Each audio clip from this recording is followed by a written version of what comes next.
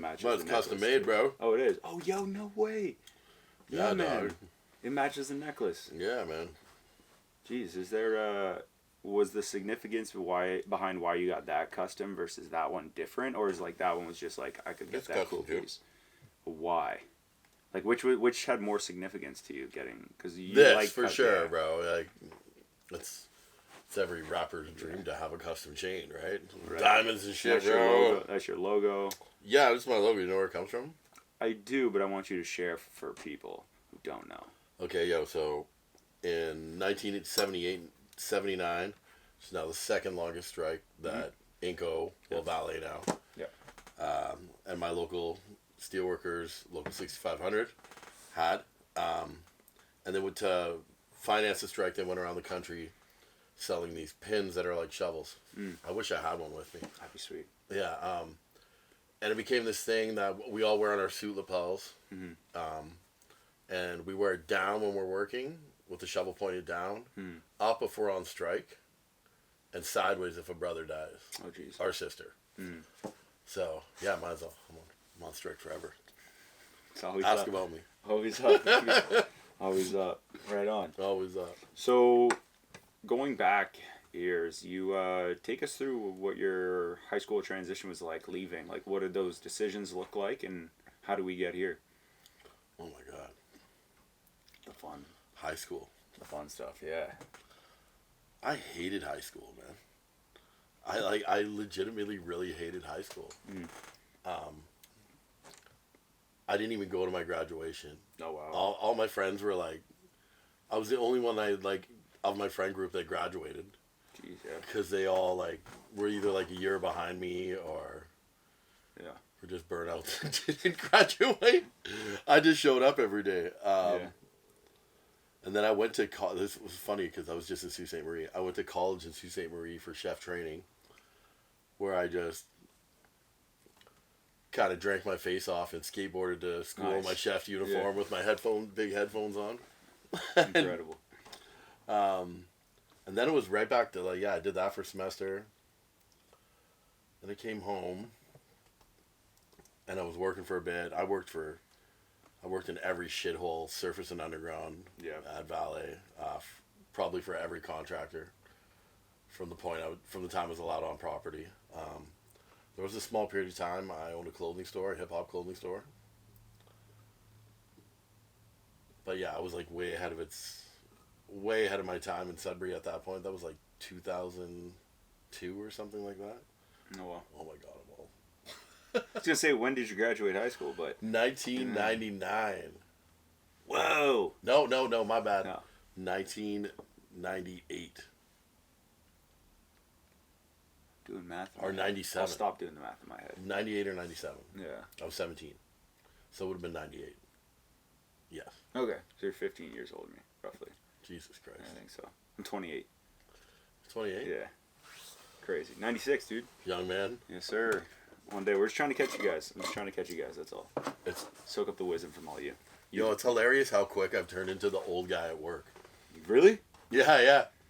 I see these, baby-faced kids coming in, and I was like, oh my God, I'm the old fuck now.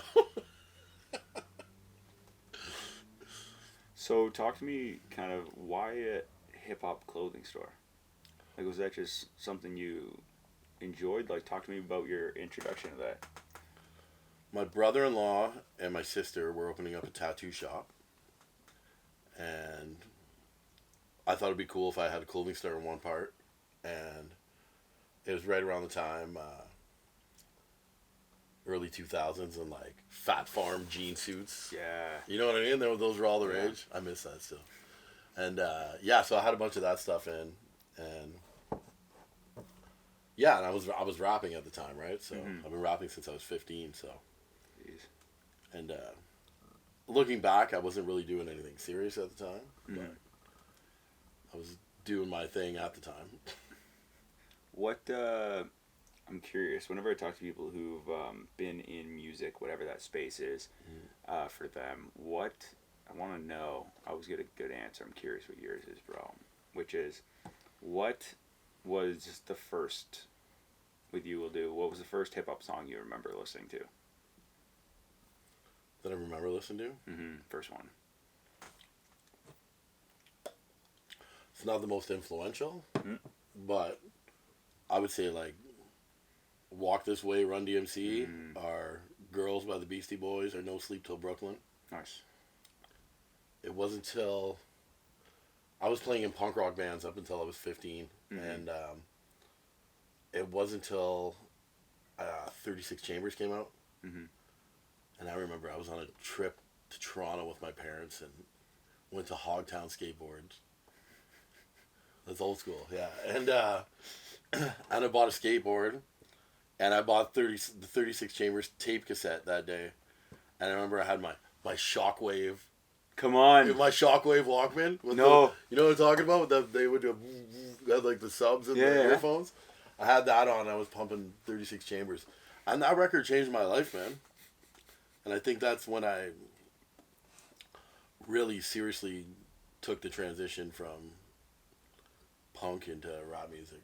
Nice. As an artist.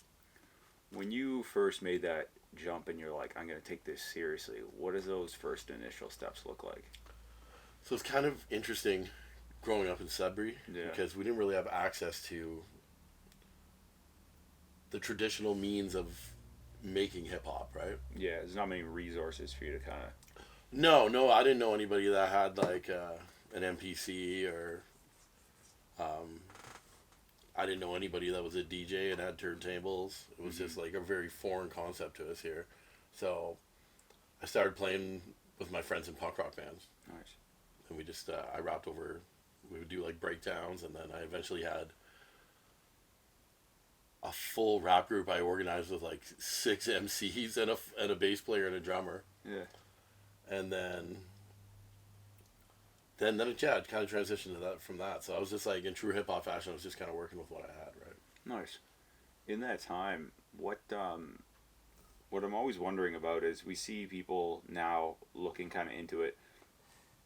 When you see people get into music and they get into hip hop and they don't seem to, like, you've been fortunate enough to tour like countless times, right? Like every time I see something you're doing, you're on tour, right? Which is phenomenal. And what I want to know is what's kind of what do you think for you separates somebody who's able to tour versus not able to tour? Is it just somebody who's able to fund it, or is it has nothing to do with that? It's more just like, could the promoter sell you based on your stuff, or how does that?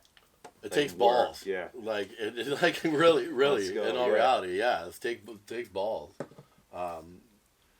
You have to be willing to put yourself out there. You got to be willing to take risks and like delve into the unknown. Like, you're probably gonna lose money if you go out your first few times, right? You have to build a fan base wherever you go, right? Right. And with countless times going out, still like I have that in pockets of Canada, right?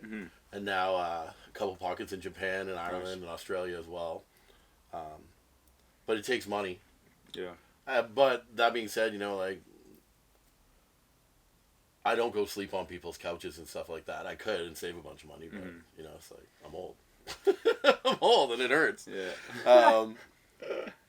Need that but yeah, thing. it's like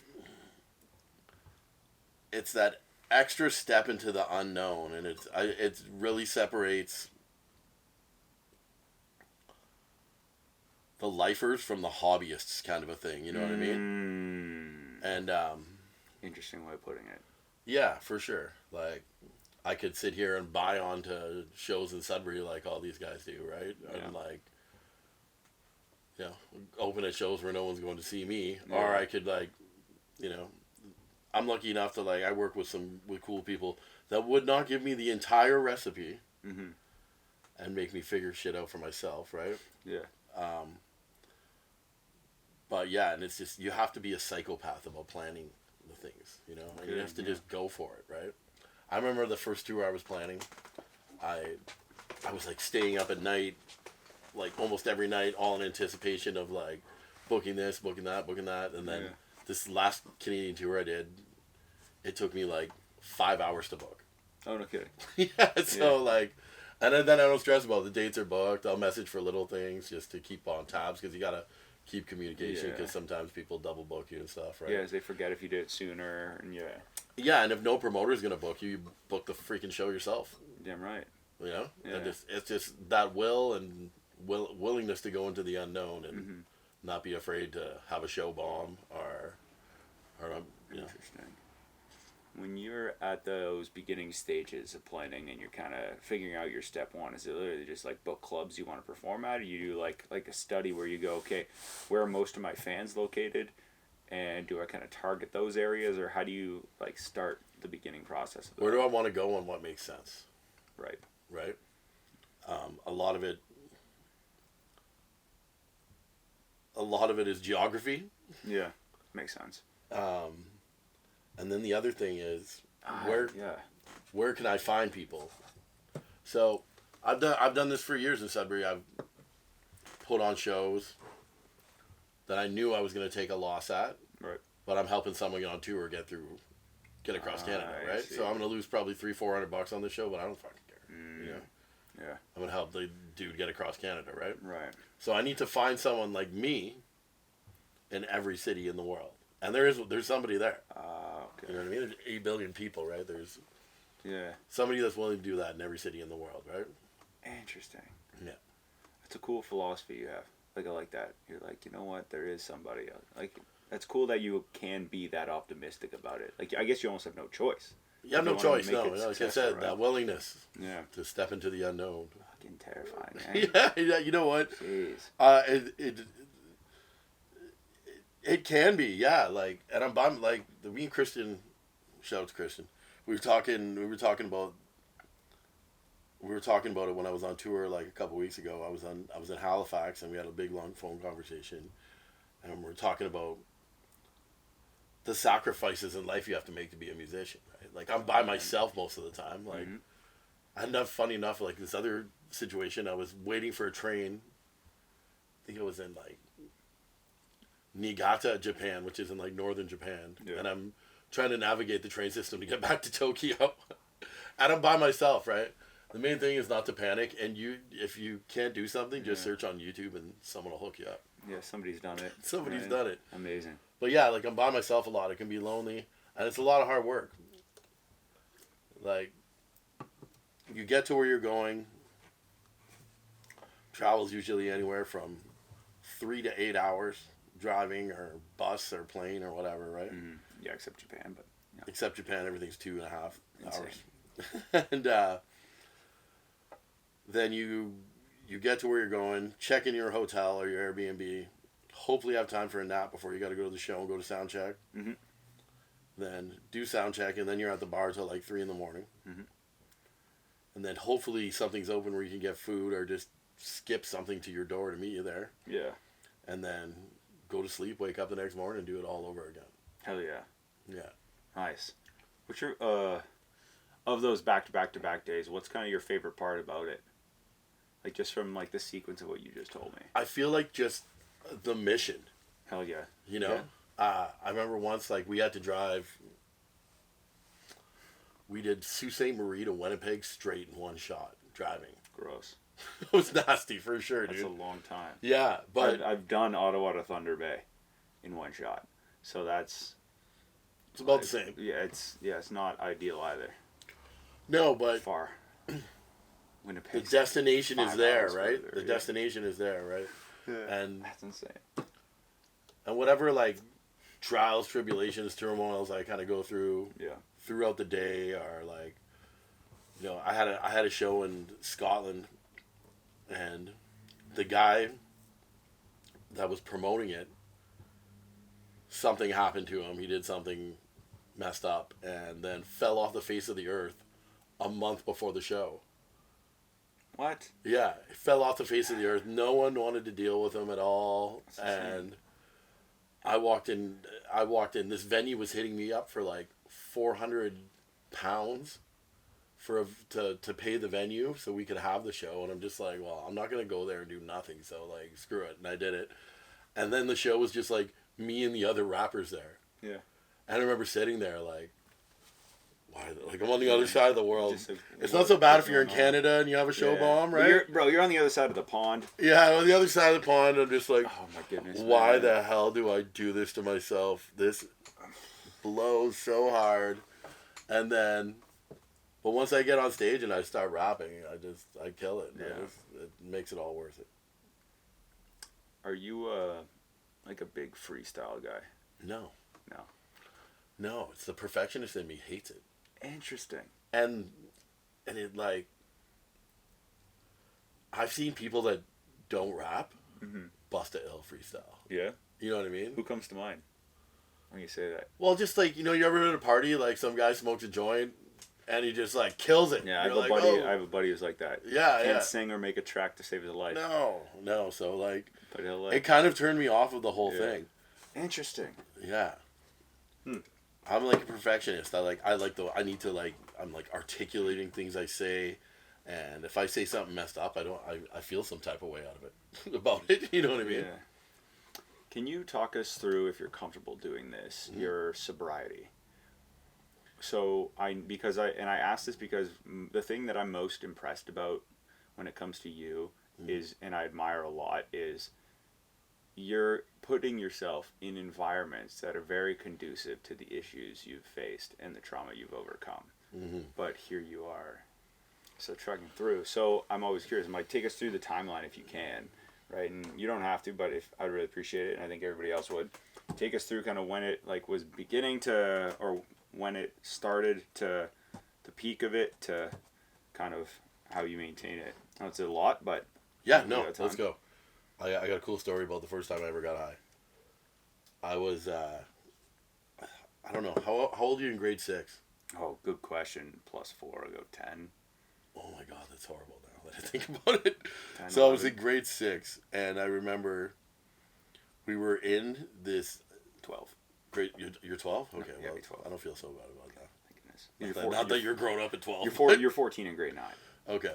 Am I? So, there was a whole bunch of us in my buddy's shed, and this is like that one time when I was a kid that all of a sudden I just grew bigger balls than everybody when I was normally kind of like a pussy. You know what I mean? And we found this bong, and they're like, "Oh, try it." We had no idea what we were doing, man. Like, but like someone put a lighter to it, man, and I fucking sucked on it, and I was fucking blasted, man. But it was not good. It was not good. It was not a good, like, I wasn't happy stoned. Like, I was paranoid, right? Like, oh no. I was in psychosis. Yeah. And then I remember walking home, and for some reason, like, the whole neighborhood found out. And that's like I'm walking home, and 3 random people stopped me on the way. We're like, "Heard you got high, bro." And I'm like, "Oh my God, what are you talking about, bro?" I've never met you. So I went home, and I, like, hid in my room, and I must have been in, like, a bad psychosis. And Oh my goodness. just paranoid as hell. This is And happening. then the next day, we were at a Bob Dylan concert at the Sudbury Arena with my parents. And I remember, like, we're in the middle of the concert, and my mom turns to me and she's like, "Do you smell that? That's marijuana." And, like, first thing through my head is like, "Oh my God, she fucking knows." So, like, anxiety attack. I'm out in the hallway, like, and so I missed the Bob Dylan concert. I should have known back then, apparently, that me and drugs would not have a good relationship. Oh my goodness. Yeah, then I guess I never really touched drugs or drank after that till I was in about grade 12. Yeah. And this is like textbook. Some people have a drug or alcohol problem. Mm-hmm. I'm like textbook have the disease of addiction. Like, I was like a shy person, felt alone in a room full of people kind of a thing. Yeah. And well, as soon as I had a drink, that all went away. You know? Yeah, it's a superpower. Yeah, for sure. And it was just, smoking weed and drinking for like a long time till I was about 28. Then I started making money. Hell yeah. And then cocaine came into play, right? Yeah. And we had a great relationship for a decade or so. Things were fun. But then, like, the thing with partying, man, it's like, partying's fun until it's not. Yeah, when it's not, it's not. Like, not like, fun. lying in bed and being like, I think I'm going to die, I can't sleep. Yeah, like, and you're it's not, spinning, it's not cool, right? Yeah. And Ooh. I'm a bit of an anomaly like this. I was never forced by anybody to check into a treatment center. Really? No, not once. Interesting. So I checked and I can look back and laugh at this again now, like just the stages I went through trying to get sober, because Yeah. it's kind of hilarious to me, and like I guess anybody else that's in recovery would probably laugh at the scenarios as well. Mm-hmm. So the first time I went away to treatment, it was like, okay, I can still drink, but I'm not going to do drugs. I know, right? It's hilarious. But at that time, I was convinced that's what my problem was, and I was not an alcoholic or an all-aholic or whatever you want to call it. All-aholic. Yeah,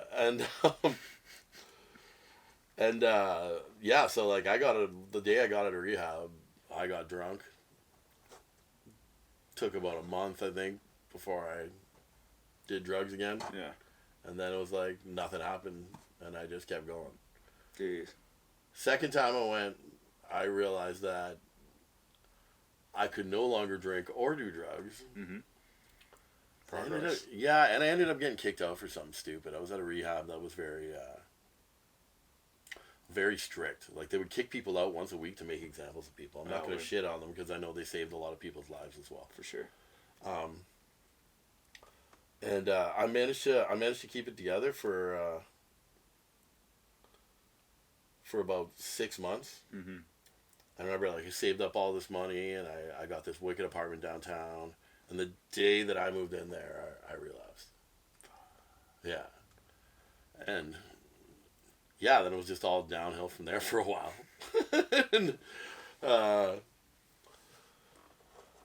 is it? That's second treatment center now, right? Yeah. Okay, so third time I went to treatment, this was like a very pivotal point.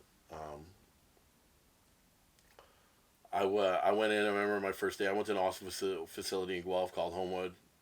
Amazing people, amazing facility. My first conversations with the doctor, because I like the other facilities I was in.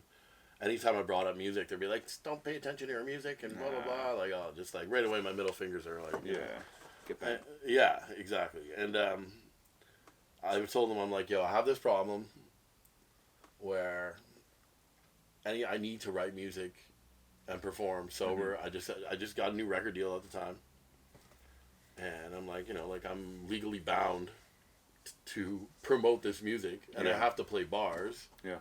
And all this sick, but like I've never done it sober. Mm-hmm. Jesus. So they let me do some wild things, man. Like I think my second or third weekend in the facility, which was unheard of, they let me go and stay overnight in a hotel by myself, and I played the Narcotics Anonymous Halloween dance, which was amazing. And it was the first show I ever played sober. Yeah. First sober show I ever played. No kidding. And then they let me rent a rehearsal space on the weekend so I could practice writing, and I could like practice performing sober. No kidding. And then Where was this? In Guelph, a facility in Guelph. Yeah. Nice. Mind you, like they weren't just very like, okay, go do it, because like they hear rehearsal space for bands and they think crack house. You know what I mean? Like, so I had to like write up like a thing every weekend, like this big thing presentation on why it was okay for me to go there and what my plan was. Interesting. And I left knowing full well that I'm going to be around drugs and alcohol. Are we still good? Yeah. I know, knowing full well I'm going to be around drugs and alcohol. And I just, I played the tape. I played the tape all the way to the end. And for a while, I'm killing it. Then I slipped. This guy came up to me. He's like, "Hey, bro, want one?" And it was a little speed pill. And I didn't even think, and I grabbed it, and I shocked it in my mouth. And an hour later, I went looking for him for more. And I remember I was going through the Alcoholics Anonymous text with my sponsor at the time. And on the third day where I hadn't slept, I just came clean with him, and I was just like, listen, man, I was gonna level with you. I've been high for the past 3 days, and I haven't slept. What do I do? And he's like, well, we got to get you into detox right away. And I'm like, first, and like, it's like I could feel the switch in my brain flip to like full rep right there. I was like, I'm not fucking going to detox. And as soon as I said that, it was just like I was fully relapsed. Like there was no little slip anymore. It was just like I didn't care, and it was on. That brought me like I rode that out for about 6-7 months before I went to treatment for what would be the final time of treatment. And that time it was just like, I know what I have to do. I don't even really need to be here. I just need to be away from the shit for a while. And I got out, chalked it in about 8 months, and then messed up again. This was right around, I'd gone through a breakup at the time. Breakups are bad for people with substance abuse problems, man. Really? That's where they, emotions, that's where we're burying stuff. I see. Yeah. Or like, whatever. Yeah. That's where you'll find people train wrecking hard. I went through a breakup, and I relapsed. I went on a tear, and then I remember I was drinking vodka because I think you couldn't smell it, which is hilarious. Because vodka smells people. Just letting you know. And that time I had met up with a guy, a good friend of mine, AA fellow, and I'm like, listen, man,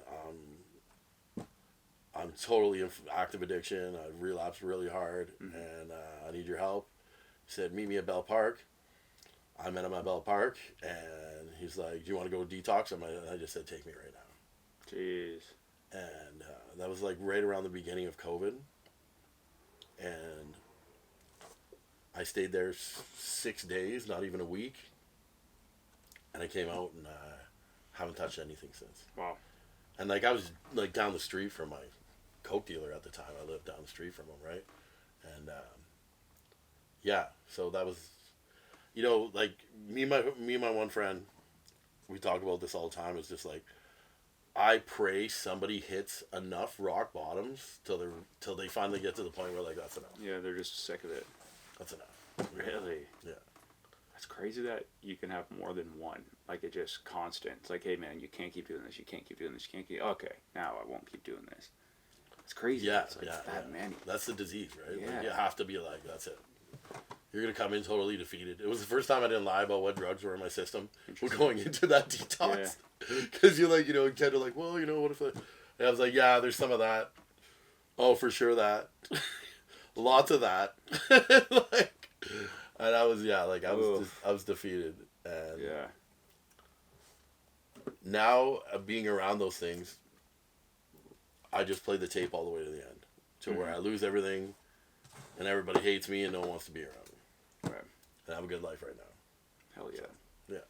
So kind of shifting gears from that, do you think it's you pull from trauma a lot in your music, and you use that to? Do you more so use that to kind of motivate you to write different stuff, or do you find that pulling from trauma is the best way to, like, does the best in terms of what people connect with? So I used to think this, right? I remember messaging a good friend of mine and being like, why do I always have to do this from this horrible, dark place? Yeah. Now I'm more at the realization that I'm not pulling from trauma. I'm just pulling from whatever's going on around me at the moment. Interesting. Okay. So whatever's going on around me at the moment, that's what I'm pulling from. Right? Interesting, yeah. It doesn't have to be traumatic. And I guess in that same conversation, it's still relatable, because it's, if you're going through it, somebody's going through it, or not even through it, but somebody could be having the same thing happen to them. Because going through it sounds like it's always a bad thing, but you can be going through a lot of great stuff, right? You can be on the way up, you can be booking your flights to Tokyo here, right? So it's like the good stuff we could talk about. Chances are people are also going through good stuff as well. Yeah. So it's that's cool. There's 8 billion people on the planet. They're all going through different phases of the journey. simultaneously, like same but different. Yeah. Right? Same but different. Now, look at kind of shifting gears a bit. Since you've been since what you say beginning of COVID when you got sober, since then, do you have a favorite place you've been to in terms of touring? Like a favorite place you played, venue, or I'm so blessed. There's so many, man. rattle them off? Japan Yeah, it makes sense. is a trip. What's the city like? Depending on what city, right? Which you went to Tokyo. Tokyo is like Yeah. New York City on steroids. Jesus. But what I love is like, what I loved about Japan is like the little side streets, right?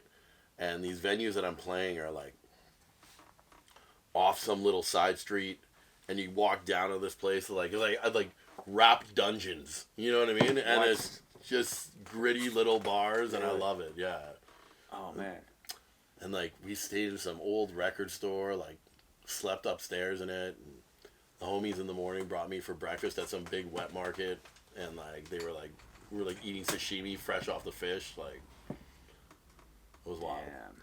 And then like Australia is beautiful, like Mhm. one of the most beautiful places I've ever been. And You on the west or east coast of Australia? East Coast. Yeah, makes sense. yeah, around Sydney. And I'm going back. I'm going back to both actually in Nice. January, February. And then Ireland's the homeland, right? Right. It's the motherland. It's the motherland. Paris is incredible. You liked Paris? Yeah, you I didn't- love Paris, man. Why? Like you didn't? I thought it was pretty gross.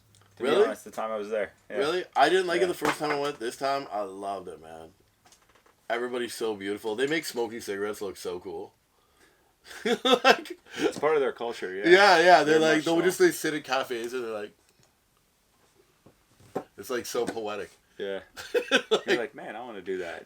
I mean, I won't, but you know, I understand where you come from. I think also though, Mickey, I had a buddy who when I was there, he was like, you're not gonna like it. Paris is overrated. So I think there's a bit of a bias in there. So I only noticed like all the rats or all like the gross spots and not really thinking about how incredible. Yeah, it is. like I stayed 2 blocks from the Louvre. Yeah, insane. Yeah, and it was Jesus. beautiful. No Like, kidding, eh? and then I had some I have some homies out there. Shout out Ron Shaw and G Zone. And like that was one of the best shows I ever played in my life, and it was like this little record store, and there must have been about 15, 16 people that we were able to cram into this little spot, Jeez. and it was amazing. Like one of the best shows I ever played in my life. I had so much fun. I was like popping non-alcoholic champagne on the street. Like it was great. One place I would like gets a heavy honorable mention Yeah. for being the coolest place I ever visited was Belfast. Belfast, Ireland. Yes. Underrated. Super underrated.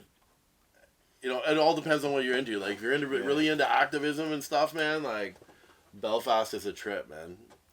And when I was there, it was right around when the Irish government came and condemned what was going on in Palestine. Mm-hmm. And so you can tell when Belfast is divided by, they say Catholic and Protestant, but it's like the Irish Catholics are for a Republic of Ireland, one Republic of Ireland, because they're like occupied by the United Kingdom, right? Yep. And then the Loyalists are the Protestants. Mm-hmm. You could tell what neighborhood you're in because the Irish Catholic neighborhoods all had the Irish flag up and the Palestinian flag up. Oh, interesting. And then you had the Loyalist Protestants who would have the Union Jack up No kidding. and the Israeli flag. Oh. It's like, and I remember like they have this wall in the middle of the city that divides the neighborhoods. There's tension in the air like crazy there. Bruh. Yeah. And the gates close the city. They call it the Peace Wall. The whole thing is one big giant graffiti piece. It's crazy. That sounds like the Berlin Wall. Like what it is. Very, Yeah, very, literally very separate much. two. Yeah, and the wall still the gates still close at 6 p.m. every night. What? Yeah. Damn. My Uber driver took me on this like huge That's fascinating. like tour of the city, and Jesus. he said when he was younger, Yeah. this is crazy. He said when he was younger, he was an Irish Catholic guy, and he said he was dating. His friend was dating when he was in high school. His friend was dating a Protestant girl, and I guess some guys from the neighborhood found out he was dating her, and he was on their side of the wall, and started chasing him, and Come he on. like ran up to this house and knocked on the door, and this old lady brought him in and told him to go hide upstairs, and then she let the guys in. What? Yeah, man, and they ended up killing him. They put cigarettes out on his eyeballs, like all crazy shit, like. Dude. Yeah. Come on. Yeah. That was years ago, eh? It would have been in the 90s. Wow. Yeah, they signed the Good Friday Agreement, which like stopped like a war Yeah. going on there. Civil War, literally. Yeah. That's insane. Yeah. Yeah, that's not too long ago either.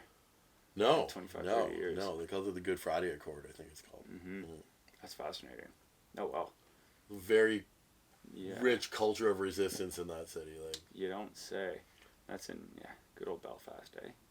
the bar I walked into, I walk in, we're right near the docks, like where the Titanic was built. And like we're walking in, and all I see on like the bar is like dock workers, local, blah blah blah, and it just says solidarity forever all over the place. I'm like, home.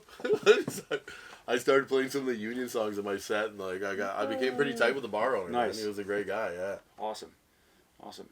Do you so you mentioned the cab driver, you mentioned the bar owner just now, and you mentioned a handful of different people. I want to get to collaborating with people afterwards. Yeah. Shortly, so I can plant that seed in your head now. Mm-hmm. But I want to know anybody that you've met for the last couple of years on tour or wherever it might be that has had kind of like the craziest experience or biggest like impact you think you've had on you, or somebody that's just done something that you're like, oh, like memorable. It can be anything. You can take that question and answer it how you will. I'm just I'm very curious because I love the type of people that you can meet all around the world that you will never plan to meet and never expect them to say what they would say or what they've been through. So in particular, it was the first tour I ever booked, and Max Moon called me. He books for the Northern Lights Festival, right? And he said, I'm booking Micah 9 from the Freestyle Fellowship. And Micah 9 is known as like your favorite rapper's favorite rapper. He's got the he actually, this happened like right when I was with him on tour. He was given the title of like the largest vocabulary of any MC in history. Jeez. By thousands of words. He smokes everybody. Yeah, it's like by 2,000 plus words. And being around a guy like that has just been such an innovator for MCing. Yeah. And like to be friends with him, like I talked to him, I texted him like right before I got here about, because I'm trying to find someone in Thailand that promotes shows. Oh, cool. Yeah, but just to have direct communication with him. There's a few, man. Like another one is Fresh Gills, my producer. Yeah. Like I geek out that I'm friends with him. Decisive, who's one of my favorite rappers of all time, and he sends me love texts and calls me boo. You know what I mean? Like this is yeah, and then just the personalities all over the world, man. Like hip hop is such a force of love and triumph, and like good will prevail. I know like people talk about it being negative and stuff like that. Like, you know, why? It just comes from like a competition aspect of it, and there's there's that, right? And then it's just, you know, there's a lot of, but that might not lead to so much negativity. It might just be individuals, like, you know, everybody came with a chip on their shoulder to the game. For sure. And then with like, you know, certain neighborhoods, it's the neighborhoods that hip hop grew up in, right? True, yeah. It's meant to be divisive. Yeah, it's a socially conscious. Like it was like they were reporting from the ghetto, right? Right. That makes sense. But nothing. I've never seen anything bring people together like rap music, man. And it's all races, all creeds, you know. And it's a beautiful thing. I've been able to I've been in countries where I didn't even speak the language, and everything was cool because it was hip hop. You know? Yeah. That's interesting. I've always found in my time around the world in different countries, wherever it may be. Never like Asia yet. Mm. We're getting there.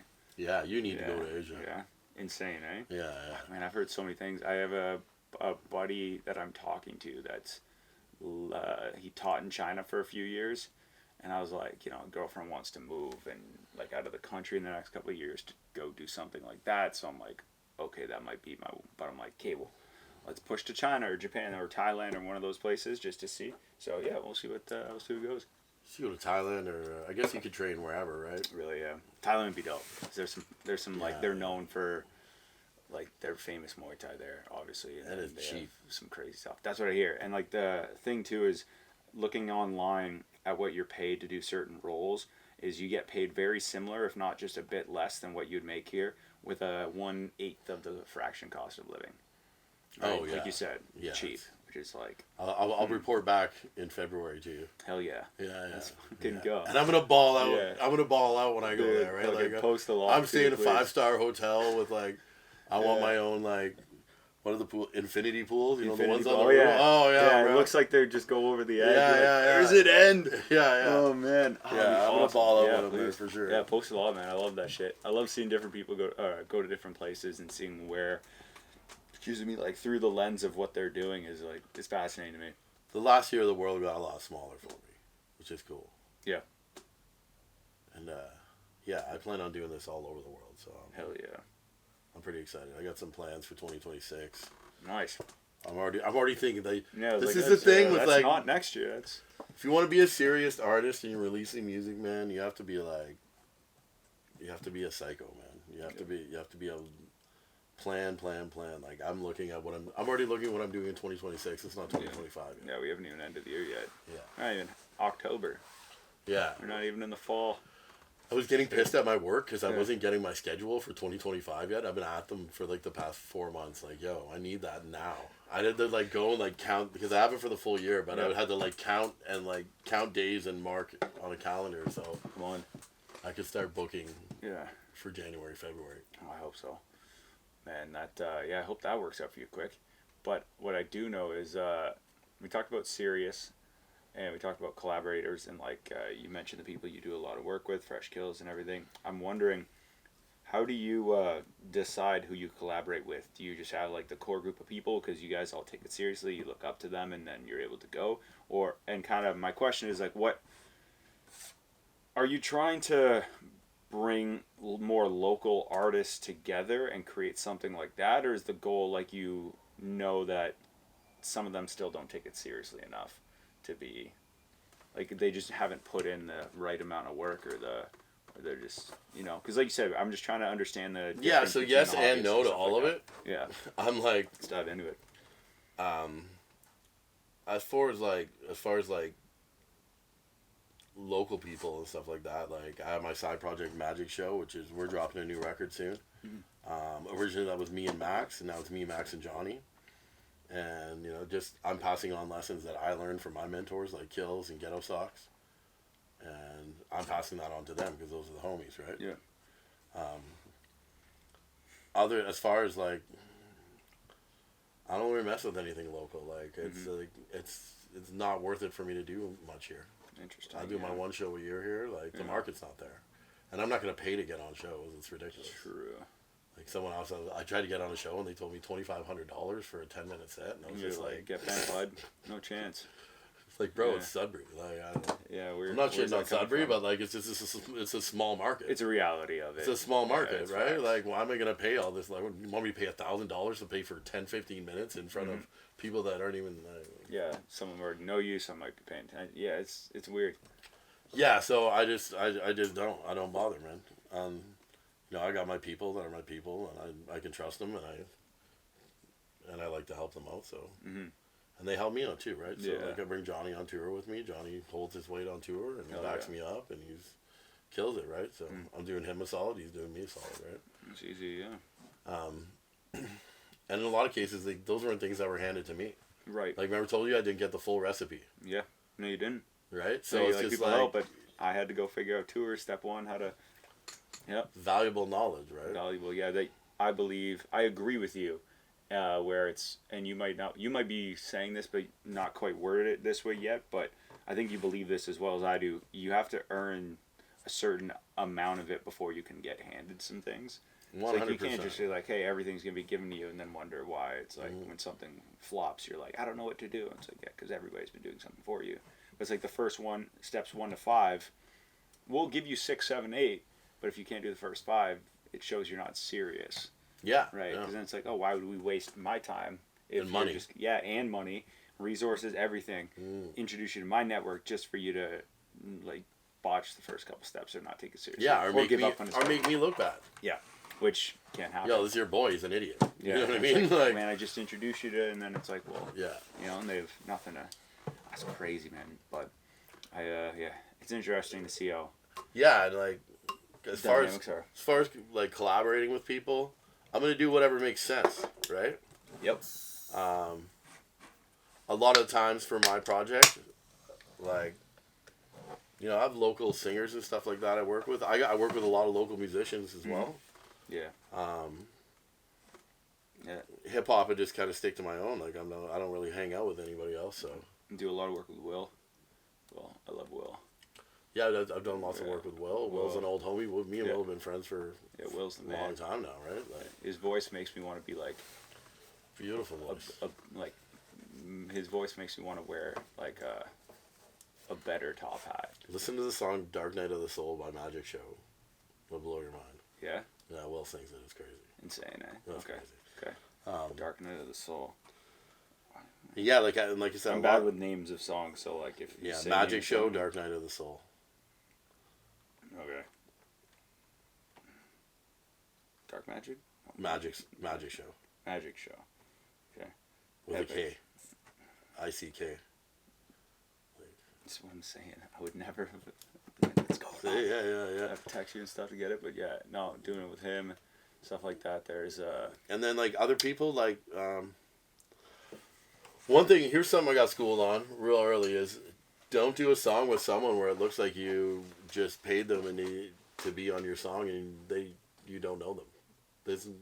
like it should look like you guys know each other. Well, yeah, obviously, and like there's chemistry. Yeah, like you see these guys go out and buy all these huge features, and to look like 4 different songs. Well, no, just to look like they're on because they did a song with this huge artist, but like It sounds too separate. bro, we know that guy don't hang out with you. Yeah. It looks stupid.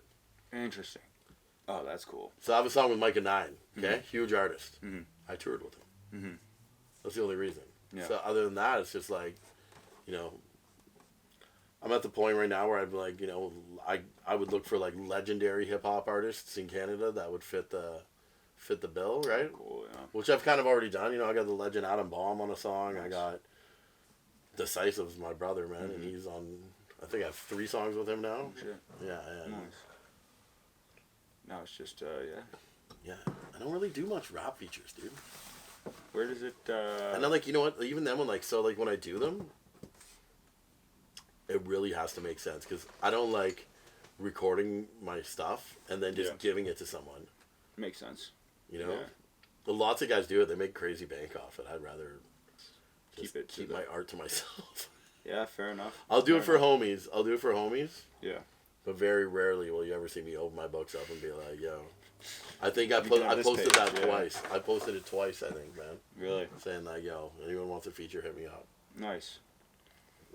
But I hate to. Yeah. Do you, looking kind of forward, is it just making music and growing now? Is it more tours, more shows? Is it, like, is there an ultimate vision? Or, because I know, here's the thing that I think we're very similar on. Where I think people get upset when, like, they do something and it bombs, or whether they do something and it succeeds after the fact they get depressed. Because, I have a point to this, I promise. Because what they do is, they're so focused on not the process or the mission, like you mentioned, they're focused on, man, I can't wait to go to Tokyo. And then as soon as Tokyo's over, you're like, because you didn't think of what's next. Yo, You know you gotta plan what's next. Yeah, man. But you're so focused on the mission, so it's like, man, I get to go to Tokyo, and then there's Ireland, there's it. You're like, I'm enjoying this. I get to meet all these people here. I get to hear these crazy stories, and it allows you to enjoy that process mission more. Yeah. Right. So I think what I'm curious about too is now like what's the mission look like moving forward? Like is it just different versions of what you've already done, or is it kind of like more collaboration? Is it like taking over a different section or changing styles, or what's kind of the is it just experimenting? I have commitments to make up until the end of February. Mm-hmm. And then 2025, right? Yeah. Okay. So. And then I'm kind of I think you're gonna see an instrumental project for me and Fresh Kills. Oh, no kidding. Because we have like 50, 60 songs together now. I think something stupid like that, right? So we're gonna do some sort of instrumental project that would be like all our instrumentals, but like weaved in differently. You know what I mean? Mm-hmm. With some kind of a story or something like that to go along with it. And I have a few ideas of what the next record's gonna be. I've been toying with a bunch of stuff. Me and Kills were together all weekend, so we were kind of like thinking of some things that we could lean into. But also, I've been learning how to play guitar, how to scratch. No shit. Yeah, I go to guitar lessons once a week. Nice. DJ lessons once a week as well. So, and then after that, I'm going to learn keyboards. And so I'm preparing myself for like, I think I'm like starting to prepare myself for a life off the road, right? Mm. And then I've also been like looking into going and speaking. Interesting. As opposed to just performing. Mm-hmm. Trying to get some speaker gigs. So that's another thing that I really want to get into. That's fun. Speaking's sick. Yeah. So branching out, like I'm like living on the road is hard, man. And like right now I'm single and stuff like that. Like, you know, but I'd love to have a family and a wife and a house. You know what I mean? Like instead of being a nomadic crazy person, but yeah. So I don't know when that's gonna fall in the mix. I know God has a plan, but until then, I'm just gonna keep on, you know, planning the next thing after the thing I'm about to do. Because I have a story. Like I got off a tour once, and I was sitting. I had 2 last shows. I came back to work for a week, and I remember getting off tour and sitting at work and just being like, "Fuck my life." I was like 4,000 feet underground. Like, this sucks, man. Yeah. And then I had 2 more shows in Toronto. I'm like, 1 show in London, 1 show in Toronto after, and I was just like, okay, I'm gonna hang out in Toronto. I'll get like a fancy Airbnb, and I'll chill out for a couple days after the shows, and I remember sitting in there and being like, oh my God, I didn't plan anything. What am I gonna do? I'm like, and I was like, just fell into this horrible depression. Jesus. And then from there, I started planning the next record, but like, it was like, I know that I have to be at least 2 steps ahead of myself always. Jeez. Because once you have a minute to, you're like, oh, can't do that. I can't stop. I have a problem with stopping. It's got to be go, go, go, go, yeah. go, go, go. My thing, too, is usually I'd worry when people go, go, go and burn out and whatnot, but I'm a big fan of if you're enjoying what you're doing, is it burning out? Like, is it... Well, you can, man. To an extent. Because it's like, you got to do things that you don't enjoy to enjoy doing the things you do. Yeah. Yeah, there is definitely there is a give and take. Yeah. There's always sacrifice that has to be made to do what you want to do, right? Mm-hmm. And like, I max out on overtime every week that I can, or I'll just go until I burn out, and then I'll like take a day off and then recoup and then go back again. Nice. Yeah. I know there's the way I see it too is I'm like, as long as you're focused on, it seems like you are on the mission of it and just enjoying every step of the way. I don't see how it can't not only always be growing, but also be one hell of a fun time. Yeah, that was one thing in the past couple of years that I'm more present. Mm-hmm. And like a lot of that had to do with watching like my two male heroes in life kind of like get old, you know, and like their health start to deteriorate, and it's like, oh shit, Yeah. I really better enjoy this now, and like, cause hopefully I can tell my grandkids this shit someday, right? Yeah, it'd be awesome. You know what I mean? Do you have? It was a big wake up call for sure. Yeah. You don't say, was it like family members or just one family member and yeah. One non-family member. Yeah. Jeez, eh? And you, I think looking back on it all too, it's something to be. It's very interesting to see, kind of the route you've taken, the things you've gone through, and then how you still keep adapting. Like you still keep changing things up or pulling from new experiences. Yeah. And it's very, very interesting. It's not you're like stuck with this one thing, one really traumatic thing you've been through, and it's everything revolves around that. It's like, nah, dude. Yeah, no, like I don't want to write songs about addiction anymore, man. Yeah. Like, it's like I don't even like I'll talk about that at 12-step meetings, bro. I don't need that. Doesn't need to be part of my music every time, right? No. I'm sure there'll be subtle hints in it, but like. It becomes repetitive and boring. Like I do that in my professional life a lot too. Like I fill in for employee assistants, right, and like help people get counseling and stuff like that, right? Yeah. Like there's sometimes I don't wanna be reliving that shit. I know I have to at certain points, but I don't really want to relive that through my art at this point. Yeah. In my life anymore. Yeah, you've segued past it and stepped forward. Yeah, I just want to have fun, man. Hell yeah. Yeah, dude. Fun and live, baby. I want to tell you too. It's like you're the only guy I know that could pull off wearing a jacket on a boat while like in their music video. Oh, this is like everybody. I knew. I was like I wouldn't remember, but I was like I watched the music video a bunch of times. It was like, to support, and then also I'm like, that's how all sports. Like I very much like really enjoy watching people's music videos because I'm like. That's a space I really enjoy. I'm like, thank you, man, because they've been dying on us, and I love them. I love making them, man. Like, yeah, they look like fun to make. They look like fun to be in them, and then it looks. And I saw Christian was in one. There's a small couple seconds in a studio, and I saw him there demo. I was like, yeah, it's it. Did you see the new one where I'm in New York?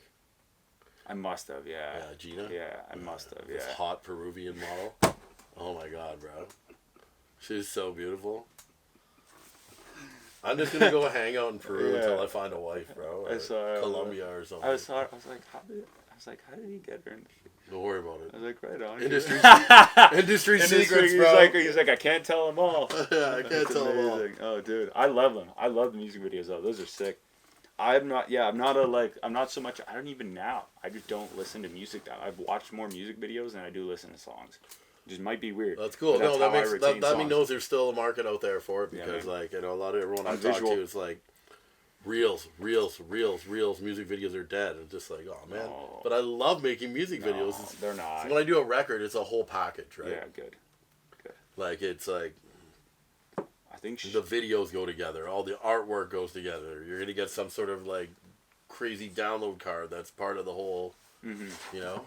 Dude, the big thing I found is. People say one's dead when it's like, no, I don't care what trendy video you saw that told you. If you're a social media and you're not doing music, get bent. My big thing. Yeah, right on, man. Big ups, man. Those guys are wankers, dude. Of course.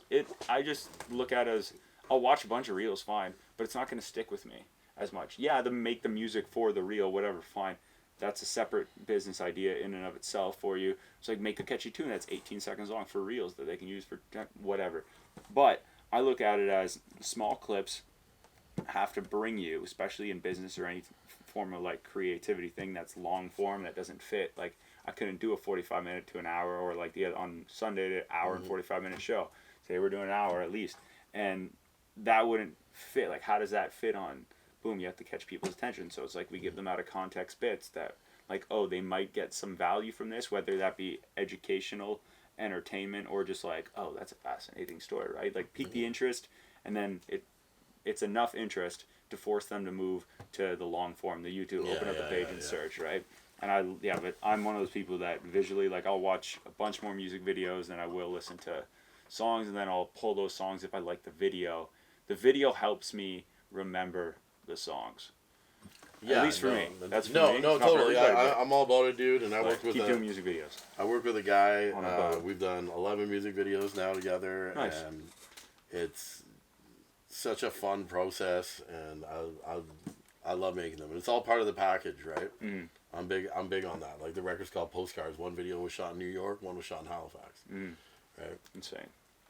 And you know, the CD, we didn't do just the normal CD case. Mm-hmm. We gave like a clear envelope with 6 postcards in it and the CD. Epic, yeah. Yeah, so I love doing sick, little eh? things like that. Yeah. Oh, that's cool.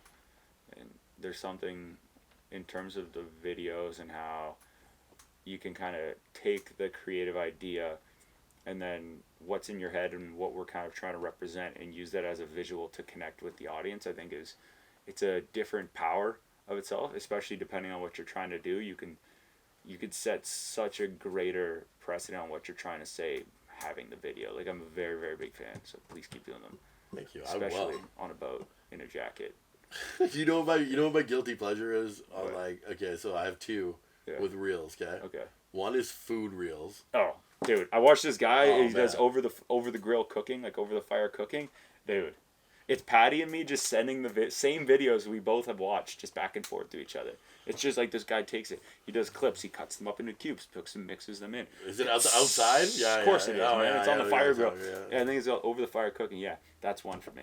So The second one for me is I watch videos of monkeys. Monkeys? Yeah, and like I hope your phone is listening right now. Like you're on Instagram, dude, and you're No. gonna see these people that dress monkeys up like people, What? and they're like their pets, and Come it's on. the cutest shit ever, dude. Anytime I'm feeling shitty, I watch videos of monkeys. I know it sounds hilarious, but try it. Oh, goodness. Yeah. That's a good one. Do you have anything you want to touch on or want to reiterate or bring up or mention that you wish we would have touched on, or maybe something to kind of bring everything to full circle, or a lesson, message, story you want to close this episode Yeah, with? well, it's like life after high school, right? And I was just thinking, like, high school was such an awkward, weird period in my life that also shaped me into, like, the person I am today, right? Mm. But if you would have met me in high school versus meeting me now, it's like, we are not even close to the same person. Yeah, I was a very shy kid. Jeez. Not outgoing at all. Used to get anxiety, like, raising my hand and, like, oh, yeah. Now I don't shut the fuck up. No. It's hilarious, dude. Oh, that's awesome. And on top of that, yeah, just thanks for having me, man. And Yeah, I love dude. creating, and I love be a part of your creation. I really appreciate that. You're an amazing, Yeah, dude. amazing motherfucker, man. Dude, let's go. And likewise. It's fucking awesome. It's a lot of fun doing this stuff, so I appreciate you being able to make some time. We were able to figure it out and then do it up, and it wasn't... glad we could do it with a new camera, a new setup. Yeah. This yeah. way it's, we can get a bit more of a flow. There's no interruptions and stuff. So yeah, man, I love doing what I can to support what you're doing. I love watching the music videos, streaming the songs, and everything that I can to kind of even just have you on the platform so that more people can hear what you're doing and find out why what makes you tick and the cool stories you've accumulated and been through. And throughout then the years. more So, cool stories to come. let's go. Everybody stream the music, man. If you haven't heard my music, listen go. to it. It's really dope. I put my heart and soul into it. And if I'm rolling through your city, anywhere, wherever you are in Canada or the world, man, and stop by and check out the live show. It's super dope. That's it. And I'll put all links to everything. And where can they find you though? Or Body Music on Instagram, or just search Mickey O'Brien on any music streaming app or YouTube. I have a pile. I have like 20-some videos, I think, on YouTube. So you check that out. We got a lot of good stuff. It's growing. Yeah. Right on, brother, man. Appreciate it. Cheers, man. Let's go. Let's go. That's barbecue chicken, baby. That's a wrap. Mm-hmm.